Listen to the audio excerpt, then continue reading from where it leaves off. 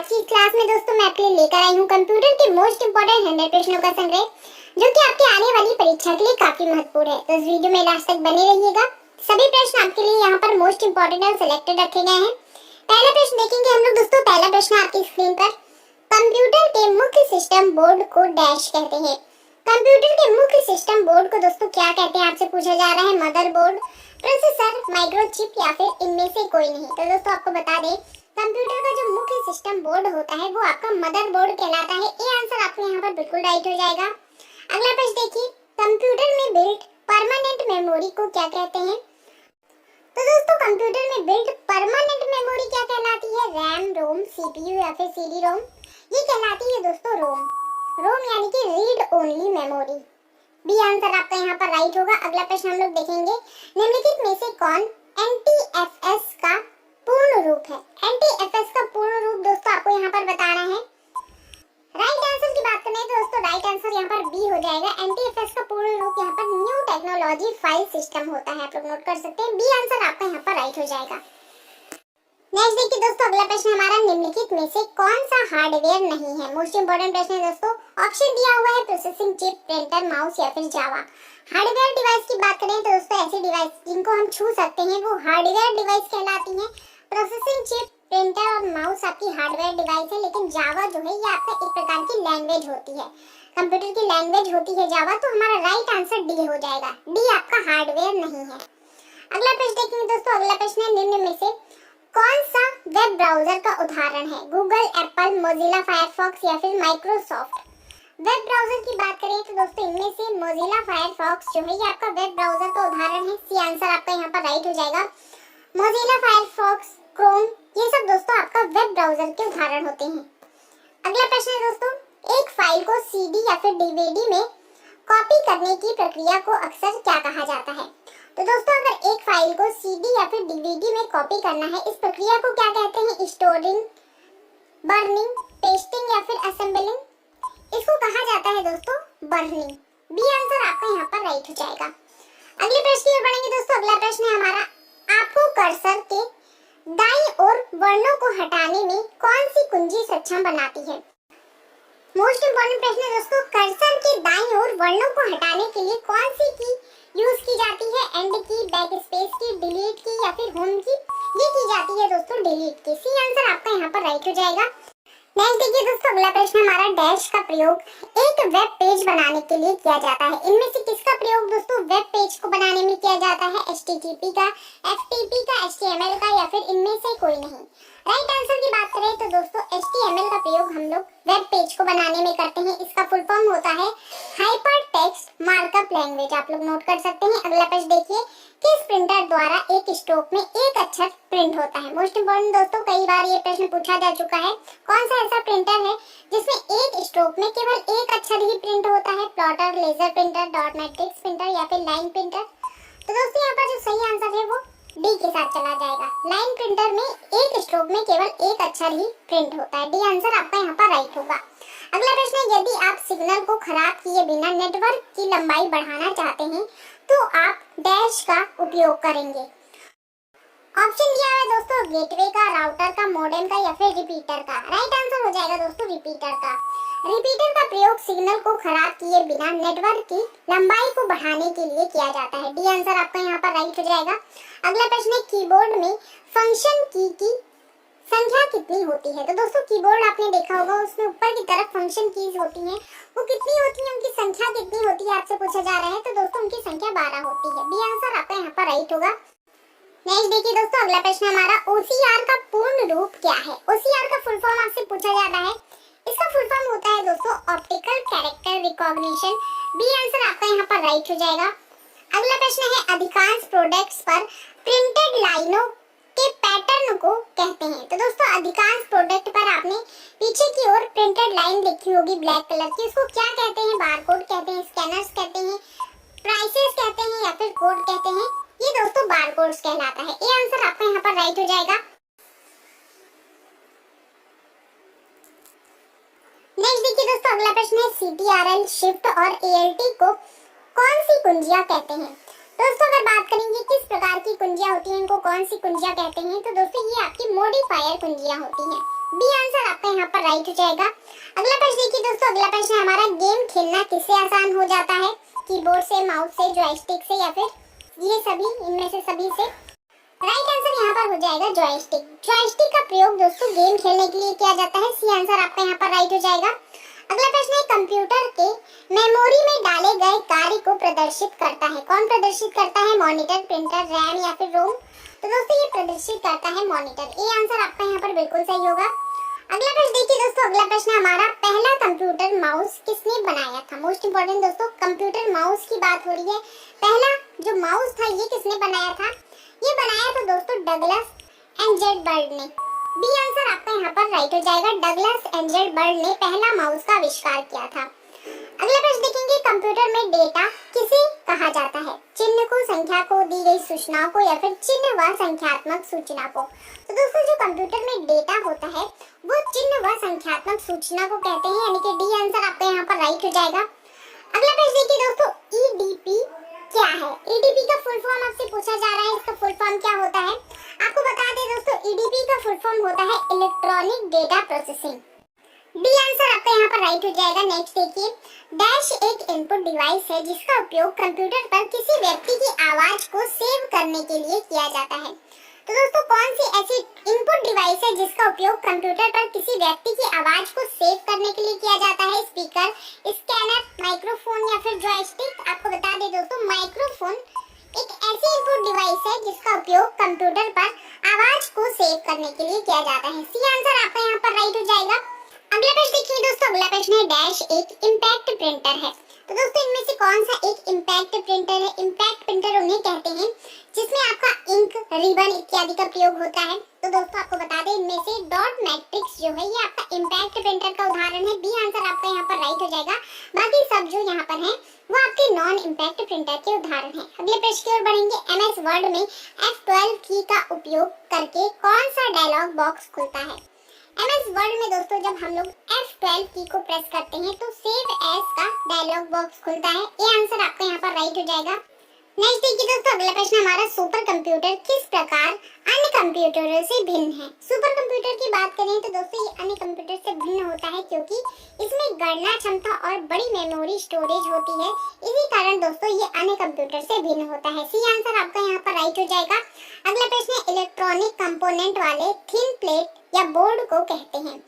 तो दोस्तों जो इलेक्ट्रॉनिक कंपोनेंट वाली थिन प्लेट होती है या फिर बोर्ड होता है इसको क्या कहा जाता है? इसको दोस्तों सर्किट बोर्ड कहते हैं। डी आंसर आपका यहाँ पर राइट हो जाएगा। नेक्स्ट देखिए दोस्तों, अगला प्रश्न है, डिस्क को पढ़ने के लिए प्रयोग में आने वाला हार्डवेयर है। डिस्क को दोस्तों पढ़ने के लिए जो प्रयोग में हार्डवेयर लिया जाता है उसको सीपीयू कहते हैं। ये आंसर आपका यहाँ पर राइट हो जाएगा।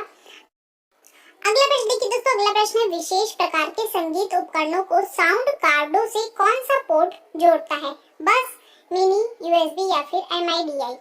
राइट आंसर की बात करें तो दोस्तों जो विभिन्न प्रकार के संगीत उपकरण होते हैं उनको साउंड कार्डों से एमआईडीआई पोर्ट जोड़ता है। डी आंसर आपका यहाँ पर राइट हो जाएगा। अगला प्रश्न है, IPv6 में आईपी एड्रेस का साइज होता है। IPv6 की बात करें तो दोस्तों इसमें आईपी एड्रेस का साइज 128 बिट्स होता है। सी आंसर आपका यहाँ पर राइट हो जाएगा। अगला प्रश्न देखिए दोस्तों, अगला प्रश्न है हमारा, एक बिट प्रदर्शित करता है। क्या प्रदर्शित करता है एक बिट? ये प्रदर्शित करता है दोस्तों बाइनरी अंक। बी आंसर आपका यहाँ पर राइट हो जाएगा। अगला प्रश्न देखिए, IBM 1401 है। IBM 1401 दोस्तों क्या है? चतुर्थ पीढ़ी का कंप्यूटर, तृतीय पीढ़ी का कंप्यूटर, प्रथम पीढ़ी का कंप्यूटर या फिर द्वितीय पीढ़ी का कंप्यूटर? आपको बता दें दोस्तों IBM 1401 आपका द्वितीय पीढ़ी का कंप्यूटर है। डी आंसर आपका यहाँ पर राइट होगा। अगला प्रश्न है दोस्तों, माइक्रो प्रोसेसर जो कंप्यूटर का मस्तिष्क होता है उसे कहा जाता है। दोस्तों माइक्रो प्रोसेसर जो कि कंप्यूटर का मस्तिष्क होता है उसको क्या कहते हैं? इसको दोस्तों माइक्रो चिप कहते हैं। डी आंसर आपका यहाँ पर राइट हो जाएगा। अगला प्रश्न है, VLSI का पूरा रूप क्या है? मोस्ट इंपोर्टेंट प्रश्न दोस्तों, VLSI का फुल फॉर्म आपसे पूछा जा रहा है।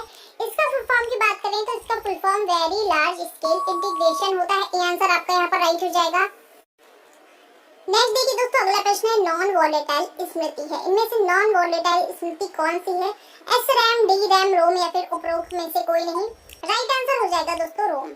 रोम यानी कि रीड ओनली मेमोरी जो है ये आपका नॉन वॉलेटाइल मेमोरी होती है। सी आंसर राइट होगा। अगला प्रश्न है, निम्न में से कौन से मान्य सर्च इंजन है। तो दोस्तों आपको इनमें से बताना है कौन सा मान्य सर्च इंजन है।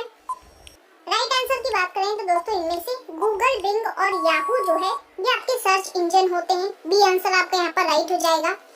अगले प्रश्न की ओर बढ़ेंगे दोस्तों। अगला प्रश्न है हमारा, डॉट मैट्रिक्स, इंकजेट और लेजर किस कंप्यूटर बाह्य उपकरणों के प्रकार है? प्रिंटर, मॉनिटर, सॉफ्टवेयर या फिर कीबोर्ड।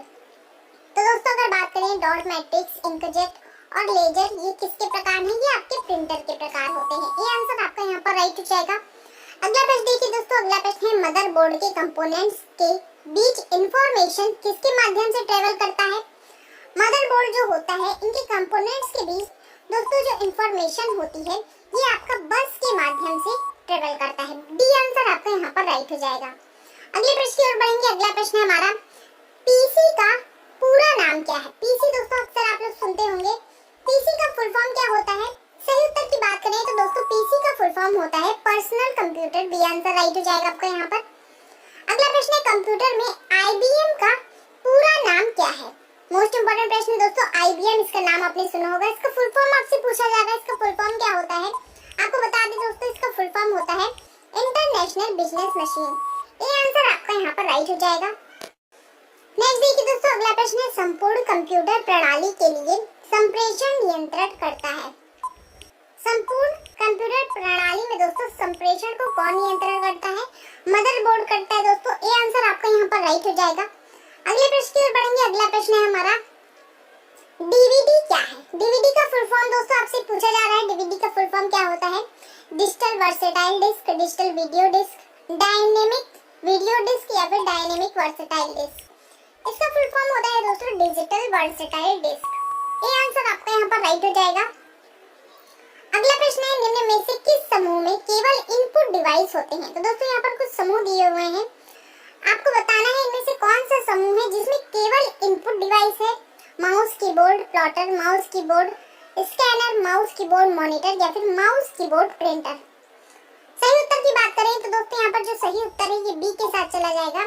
केवल इनपुट डिवाइस यहाँ पर माउस कीबोर्ड और स्कैनर जो है ये आपका केवल इनपुट डिवाइस है। नेक्स्ट देखिए दोस्तों। अगला प्रश्न है, दो प्रकार के आउटपुट डिवाइस कौन से हैं? दोस्तों आपको बताना है, यहाँ पर कुछ आउटपुट डिवाइस के नाम दिए हुए हैं। आपको बताना है दो प्रकार के आउटपुट डिवाइस में से कौन से हैं? कीबोर्ड और माउस, सीडी, मॉनिटर और प्रिंटर या फिर विंडोज। सही उत्तर दोस्तों यहाँ पर हो जाएगा मॉनिटर और प्रिंटर जो है ये आपका दो प्रकार के आउटपुट डिवाइस होते हैं। सी आंसर आपका यहाँ पर राइट हो जाएगा। अगले प्रश्न की ओर बढ़ेंगे। अगला प्रश्न है, एमआईसीआर में सी का पूरा रूप क्या है? तो दोस्तों एमआईसीआर की बात करें तो इसका फुल फॉर्म होता है मैग्नेटिक इन कैरेक्टर रीडर। तो सी का फुल फॉर्म यहाँ पर कैरेक्टर होता है। बी आंसर आपका यहाँ पर राइट हो जाएगा। नेक्स्ट देखेंगे, माइक्रोसॉफ्ट कंपनी के संस्थापक हैं। माइक्रोसॉफ्ट कंपनी का नाम दोस्तों आपने सुना होगा। इसके संस्थापक कौन है? राइट आंसर हो जाएगा उपयुक्त दोनों, यानी कि बिल गेट्स और पॉल एलन, ये दोनों ही माइक्रोसॉफ्ट कंपनी के संस्थापक हैं। सी आंसर आपका यहाँ पर राइट हो जाएगा। अगला प्रश्न है, कॉपी कमांड कहाँ सेव करती है? कॉपी कमांड की बात करें तो दोस्तों ये आपका क्लिप बोर्ड में सेव करती है। डी आंसर आपका यहाँ पर राइट हो जाएगा। नेक्स्ट देखिए दोस्तों। अगला प्रश्न है, माइक्रोसॉफ्ट है। माइक्रोसॉफ्ट क्या है दोस्तों? राइट आंसर की बात करें तो दोस्तों माइक्रोसॉफ्ट आपका सॉफ्टवेयर विकास करने वाली एक संस्था है। डी आंसर आपका यहाँ पर राइट हो जाएगा। अगला प्रश्न देखेंगे दोस्तों। अगला प्रश्न है हमारा, निम्न में से किस प्रकार के मेनू को ड्रॉप डाउन मेनू भी कहते हैं? तो दोस्तों इनमें से कौन सा मेनू ऐसा है जिसको ड्रॉप डाउन मेनू भी कहते हैं? Popup, pull down, fly out या फिर कैस्केडिंग। आपको बता दें दोस्तों पुल डाउन मेनू को ड्रॉप डाउन मेनू भी कहते हैं। बी आंसर आपका यहाँ पर राइट हो जाएगा। नेक्स्ट देखिए दोस्तों। अगला प्रश्न है, डॉट एक्सएलएस एक्सटेंशन का प्रयोग किस फाइलों के लिए किया जाता है? पावर पॉइंट, एक्सेल, विंडोज या फिर एक्सेस। तो दोस्तों अगर बात करें डॉट एक्सएलएस एक्सटेंशन का, इसका प्रयोग करते हैं एक्सेल फाइलों के लिए। बी आंसर आपका यहाँ पर राइट हो जाएगा। नेक्स्ट देखेंगे। अगला प्रश्न है, कट, कॉपी और पेस्ट करने के लिए कौन सा मेनू सिलेक्ट किया जाता है? स्पेशल एडिट, फाइल गेम या फिर टूल्स। कट, कॉपी और पेस्ट करने के लिए दोस्तों एडिट मेन्यू को सिलेक्ट किया जाता है। बी आंसर आपका यहाँ पर राइट हो जाएगा। अगले प्रश्न की ओर बढ़ेंगे दोस्तों। अगला प्रश्न हमारा, मेन फ्रेम या फिर सुपर कंप्यूटर में एक्सेस के लिए यूजर्स अक्सर किसका उपयोग करते हैं? ऑप्शन दिया हुआ है डेस्कटॉप, हैंडहेल्ड, टर्मिनल या फिर नोट। तो दोस्तों आपको बता दें मेन फ्रेम या फिर सुपर कंप्यूटर में एक्सेस के लिए यूजर्स जो है ये टर्मिनल का उपयोग करते हैं। सी आंसर राइट होगा। अगला प्रश्न देखेंगे, www के आविष्कारक तथा प्रवर्तक हैं। www का आविष्कार दोस्तों किसने किया था? मोस्ट इंपोर्टेंट है, कई बार एग्जाम में पूछा जा चुका है। इसका राइट आंसर हो जाएगा दोस्तों टिम बर्नर्स-ली ने। टिम बर्नर्स-ली ने www का आविष्कार किया था। बी आंसर यहाँ पर राइट हो जाएगा। अगला प्रश्न, ईमेल का जन्मदाता किसे माना जाता है? मोस्ट इंपोर्टेंट दोस्तों ये भी, ईमेल के जन्मदाता की बात करें तो रे टॉमलिंसन को ईमेल का जन्मदाता कहते हैं। बी आंसर आपका यहाँ पर राइट हो जाएगा। अगला प्रश्न, निम्नलिखित में से कौन सा एक छोटा सिंगल साइट नेटवर्क है? इनमें से कौन सा दोस्तों एक छोटा सिंगल साइट नेटवर्क है? रैम, यूएसबी, लैन या फिर डीएसएल? राइट आंसर हो जाएगा दोस्तों लैन। लैन जो है आपका, ये आपका छोटा सिंगल साइट नेटवर्क है। इसका फुल फॉर्म की बात करें तो दोस्तों इसका full form local area network होता है। अगला प्रश्न है, इंटरनेट का पूरा नाम है। मोस्ट इंपोर्टेंट प्रश्न है दोस्तों। इंटरनेट के पूरे नाम की बात करें तो इनमें से जो राइट आंसर है ये डी हो जाएगा। इंटरनेशनल नेटवर्क इसका फुल फॉर्म होता है। अगला प्रश्न देखेंगे, मॉडेम का पूरा नाम है। मोस्ट इंपोर्टेंट दोस्तों, मॉडेम जो होता है इसका पूरा नाम क्या होता है? सही उत्तर दोस्तों सी के साथ चला जाएगा। मॉड्यूलेटर, डीमॉड्यूलेटर इसका फुल फॉर्म होता है। सी आंसर आपका यहाँ पर राइट हो जाएगा। नेक्स्ट देखिए दोस्तों, अगला प्रश्न है, निम्नलिखित किस तकनीक में डाटा ट्रांसफर करने के लिए सोर्स डिवाइस और डेस्टिनेशन डिवाइस का लाइन ऑफ साइट में होना आवश्यक है? वैन, इंफ्रारेड, लैन या फिर ब्लूटूथ? राइट आंसर हो जाएगा दोस्तों यहाँ पर इंफ्रारेड। इंफ्रारेड एक ऐसी तकनीक है जिसमें कि डेटा ट्रांसफर करने के लिए सोर्स डिवाइस और डेस्टिनेशन डिवाइस का लाइन ऑफ साइट में होना आवश्यक है। बी आंसर आपका यहाँ पर राइट हो जाएगा। अगला प्रश्न हम लोग देखेंगे, भारत में एमटीएनएल, बीएसएनएल उपरोक्त दोनों के द्वारा या फिर डब्ल्यूएलएल के द्वारा? राइट आंसर हो जाएगा दोस्तों उपरोक्त दोनों के द्वारा। एमटीएनएल और बीएसएनएल दोनों के द्वारा ही भारत में इंटरनेट की सेवाएं उपलब्ध हो रही हैं। नेक्स्ट देखिए दोस्तों, अगला प्रश्न है, जब कई कंप्यूटरों को एक ही जगह पर जोड़ना होता है तो उसे क्या कहा जाता है? तो दोस्तों आपको बता दें, जब कई कंप्यूटरों को एक ही जगह पर जोड़ना होता है तो इस प्रक्रिया को लैन कहते हैं। सी आंसर आपका यहाँ पर राइट हो जाएगा।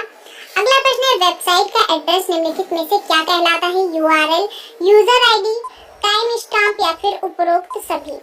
वेबसाइट जो होती है दोस्तों उसके एड्रेस को कहा जाता है यूआरएल। ए आंसर आपका यहाँ पर राइट हो जाएगा। अगला प्रश्न देखेंगे, अगला प्रश्न है, बैंकों द्वारा उपलब्ध कराई गई एटीएम की सुविधा किस नेटवर्किंग का उदाहरण है? तो दोस्तों बैंकों के द्वारा एटीएम की सुविधा आपको उपलब्ध कराई जाती है, ये किस प्रकार की नेटवर्किंग का उदाहरण होता है? ये आपका व्यापक क्षेत्रीय नेटवर्किंग का एक उदाहरण होता है। डी आंसर आपका यहाँ पर राइट हो जाएगा। नेक्स्ट देखेंगे, www से शुरू होने वाला पता किससे संबंधित है? तो दोस्तों www जिसका हम लोग यूज करते हैं, इससे जो पता होता है ये किससे संबंधित होता है? ये आपका वेबसाइट से संबंधित होता है। वेबसाइट में इसका प्रयोग करते हैं। बी आंसर आपका यहाँ पर राइट हो जाएगा। अगला प्रश्न है, इंटरनेट से संबंधित एफटीपी शब्द का पूरा मतलब क्या है? मोस्ट इंपोर्टेंट दोस्तों, एफटीपी शब्द के पूरे मतलब की बात करें तो राइट आंसर यहाँ पर सी के साथ चला जाएगा। फाइल ट्रांसफर प्रोटोकॉल इसका फुल फॉर्म होता है दोस्तों। सी आंसर आपका यहाँ पर राइट होगा। अगला प्रश्न है, भारत में इंटरनेट की सुविधा कब से प्रारंभ हुई थी? भारत में दोस्तों इंटरनेट की सुविधा की बात करें तो सन 1995 से ये प्रारंभ हुई थी दोस्तों। बी आंसर आपका यहाँ पर राइट हो जाएगा। अगला प्रश्न है, डम्ब टर्मिनल क्या है? मोस्ट इंपोर्टेंट प्रश्न है दोस्तों। डम्ब टर्मिनल की बात करें तो ये एक प्रकार का नगण्य इंटेलिजेंस वाला टर्मिनल होता है। डी आंसर आपका यहाँ पर राइट हो जाएगा। अगला प्रश्न देखिए, ओआरजी का संबंध है। मोस्ट इंपोर्टेंट दोस्तों, ओआरजी की बात करें तो इसका संबंध एक संगठन से है। बी आंसर आपका यहाँ पर राइट हो जाएगा। नेक्स्ट देखेंगे, अगला प्रश्न है, कंप्यूटर को इंटरनेट से जोड़ने में मदद करता है? विंडोज 95, केबल, ब्राउजर या फिर नेटफिट? कंप्यूटर को इंटरनेट से जोड़ने में दोस्तों ब्राउजर मदद करता है। सी आंसर आपका यहाँ पर राइट हो जाएगा। अगला प्रश्न देखिए दोस्तों, कार्यालय या फिर ऑफिस लैंड्स जो भौगोलिक तौर पर बड़े पैमाने पर बिखरे हुए हैं उनको कॉर्पोरेट डैश के प्रयोग से जोड़ा जाता है। उनको किसके प्रयोग से दोस्तों जोड़ा जाता है? उनको दोस्तों वैन के प्रयोग से जोड़ते हैं। WAN। बी आंसर आपका यहाँ पर राइट हो जाएगा। नहीं देखिए दोस्तों, अगला प्रश्न है, कोई वेबसाइट एक्सेस करने पर सबसे पहले जो पेज दिखाई पड़ता है उसे क्या कहते हैं? तो दोस्तों जब हम लोग कोई भी वेबसाइट एक्सेस करते हैं तो सबसे पहले जो पेज ओपन होके आता है उसको हम लोग होम पेज कहते हैं। डी आंसर आपका यहाँ पर राइट हो जाएगा। अगला प्रश्न है स्पैम निम्नलिखित में से किसे कहते हैं। स्पैम का नाम दोस्तों आपने सुना होगा। स्पैम का मतलब होता है दोस्तों अनसोलिसिटेड ईमेल। ईमेल में दोस्तों स्पैम का नाम आपने सुना होगा, इसका मतलब अनसोलिसिटेड ईमेल होता है। डी आंसर आपका यहाँ पर राइट हो जाएगा। अगला प्रश्न है वेब पेज का एक वर्ड जिसे क्लिक करने पर दूसरा डॉक्यूमेंट खुलता है उसे क्या कहते हैं। मोस्ट इंपोर्टेंट दोस्तों, वेब पेज का एक वर्ड जिसे क्लिक करने पर दूसरा डॉक्यूमेंट खुलता है उसको दोस्तों कहा जाता है हाइपरलिंक। डी आंसर आपका यहाँ पर राइट हो जाएगा। अगले प्रश्न की ओर बढ़ेंगे दोस्तों। अगला प्रश्न है हमारा डैश HTTP का उपयोग करती है। कौन HTTP का उपयोग करती है दोस्तों। वर्कशीट, वेब पेज, वर्कबुक या फिर सर्वर। राइट आंसर हो जाएगा दोस्तों वेब पेज। वेब पेज जो है ये आपका HTTP का उपयोग करती है। बी आंसर राइट होगा। अगला प्रश्न है प्रोग्राम में त्रुटि यानी कि एरर जिससे गलत या फिर अनुपयुक्त परिणाम उत्पन्न होते हैं उसे क्या कहते हैं। तो दोस्तों एक प्रोग्राम में जो त्रुटि या फिर एरर होती है वो आपका बग कहलाती है। सी आंसर आपका यहाँ पर राइट हो जाएगा। कई बार एग्जाम में ये प्रश्न पूछा भी जा चुका है। अगला प्रश्न देखेंगे कौन सॉफ्टवेयर कोड में त्रुटियां ढूंढने की एक प्रक्रिया है। रनिंग, डिबगिंग, कंपाइलिंग या फिर टेस्टिंग। तो दोस्तों सॉफ्टवेयर कोड में त्रुटियां ढूंढने की एक प्रक्रिया इनमें से डिबगिंग है। बी आंसर आपका यहाँ पर राइट हो जाएगा। अगला प्रश्न देखिए दोस्तों। अगला प्रश्न है कंप्यूटर इंस्ट्रक्शन लिखने के प्रोसेस को क्या कहते हैं। मोस्ट इंपोर्टेंट दोस्तों, कंप्यूटर में इंस्ट्रक्शन लिखने के प्रोसेस को दोस्तों कोडिंग कहा जाता है। बी आंसर आपका यहाँ पर राइट हो जाएगा। अगला प्रश्न है अनुदेशों का सेट जो कंप्यूटर को क्या करना है या बताता है उसे क्या कहते हैं। कंपाइलर, प्रोग्राम, मेथड या फिर इंस्ट्रक्टर। तो दोस्तों इसको प्रोग्राम कहा जाता है। अनुदेशों का सेट जो कंप्यूटर को क्या करना है ये बताता है उसको हम लोग प्रोग्राम कहते हैं। बी आंसर आपका यहाँ पर राइट होगा। अगला प्रश्न देखेंगे दोस्तों। अगला प्रश्न है MS-DOS है। MS-DOS क्या होता है। Unique software, new software, system software या फिर एप्लीकेशन सॉफ्टवेयर। MS-DOS की बात करें तो दोस्तों ये आपका एक प्रकार का सिस्टम सॉफ्टवेयर होता है। सी आंसर आपका यहाँ पर राइट होगा। अगला प्रश्न है कौन सा MS वर्ड का उदाहरण है। Processing device, input device, operating device या फिर एप्लीकेशन सॉफ्टवेयर। MS वर्ड का उदाहरण की बात करें तो दोस्तों ये आपका एक प्रकार का एप्लीकेशन सॉफ्टवेयर है। डी आंसर राइट होगा। अगला प्रश्न देखेंगे। अगला प्रश्न है यूनिक्स की मुख्य भाषा है। यूनिक्स की मुख्य भाषा की बात करें असेंबली, जावा, कोबोल या फिर बेसिक। इसकी मुख्य भाषा दोस्तों जावा है। बी आंसर राइट हो जाएगा। अगला प्रश्न है कौन सा सॉफ्टवेयर कंप्यूटर के हार्डवेयर को नियंत्रित करता है। मोस्ट इंपोर्टेंट दोस्तों, कंप्यूटर के हार्डवेयर को नियंत्रित करने वाला सॉफ्टवेयर दोस्तों सिस्टम सॉफ्टवेयर है। डी आंसर आपका यहाँ पर राइट होगा। अगला प्रश्न है डिजिटल कंप्यूटर किस सिद्धांत पर कार्य करता है।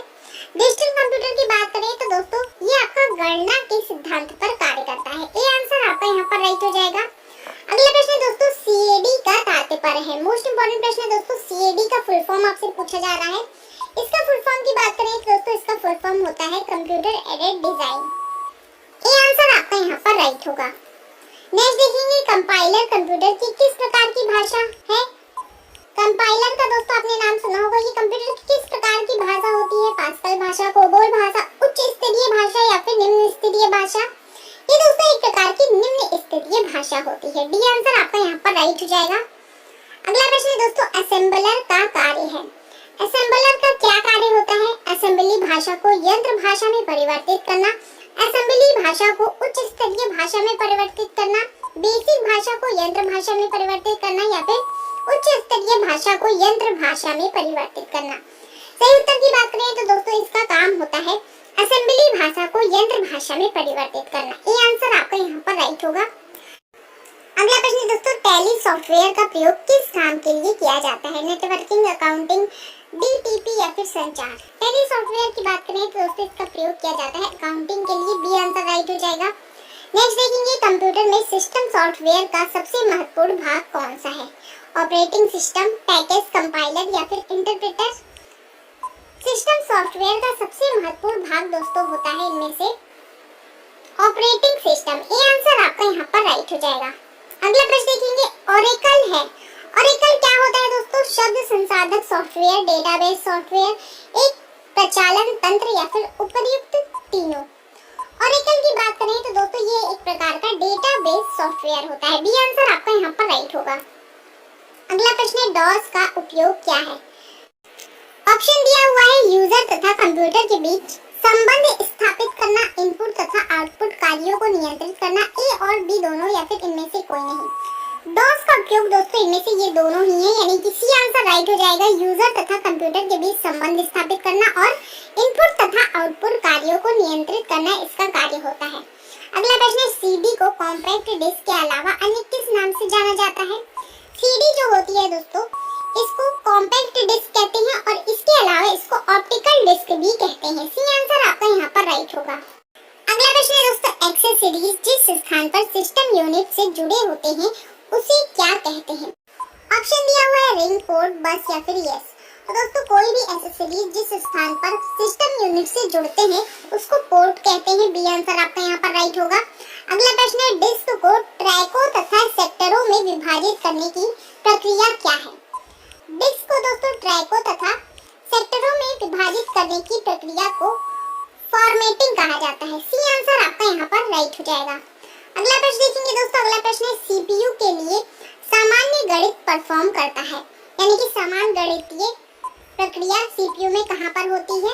ये होती है दोस्तों एएलयू में। एएलयू का full form arithmetic logical unit होता है। सी आंसर आपका यहाँ पर राइट हो जाएगा। अगला प्रश्न है, रैम किस तरह की मेमोरी है? बाहरी, सहायक, भीतरी या फिर मुख्य? रैम की बात करें तो दोस्तों ये आपकी मुख्य मेमोरी होती है। डी आंसर आपका यहाँ पर राइट हो जाएगा। अगला प्रश्न देखेंगे, अगला प्रश्न है हमारा, सेल फोनों में किस प्रकार के स्टोरेज डिवाइसों का उपयोग किया जाता है? तो दोस्तों सेल फोन जो मोबाइल फोन होते हैं उसमें किस प्रकार की स्टोरेज डिवाइस होती है? सही उत्तर हो जाएगा दोस्तों कैशे। कैशे का नाम सुना होगा आपने। सेल फोनों में इसी प्रकार की आपकी स्टोरेज डिवाइस होती है। ए आंसर आपका यहाँ पर राइट होगा। अगला प्रश्न, किस मेमोरी में रखा डाटा बिजली जाते ही समाप्त हो जाता है? मोस्ट इंपोर्टेंट प्रश्न है दोस्तों, कौन सी ऐसी मेमोरी है जिसमें डेटा बिजली जाते ही समाप्त हो जाता है? सही उत्तर हो जाएगा रैम। ए आंसर आपका यहाँ पर राइट हो जाएगा। अगला प्रश्न देखिए दोस्तों, अगला प्रश्न है, सबसे कॉमन प्रकार की स्टोरेज डिवाइसें हैं। सबसे कॉमन प्रकार की स्टोरेज डिवाइसेस में से कौन है? ऑप्टिकल, फ्लैश, मैग्नेटिक या फिर परसेंटेज? राइट आंसर हो जाएगा दोस्तों मैग्नेटिक। मैग्नेटिक जो है ये आपका सबसे कॉमन प्रकार की स्टोरेज डिवाइस होती है। सी आंसर राइट होगा। अगला प्रश्न है, भंडारण क्षमता के बढ़ते क्रम के अनुसार सही विकल्प चुनें। तो दोस्तों यहाँ पर स्टोरेज क्षमता के अनुसार बढ़ते क्रम में आपको बताना है।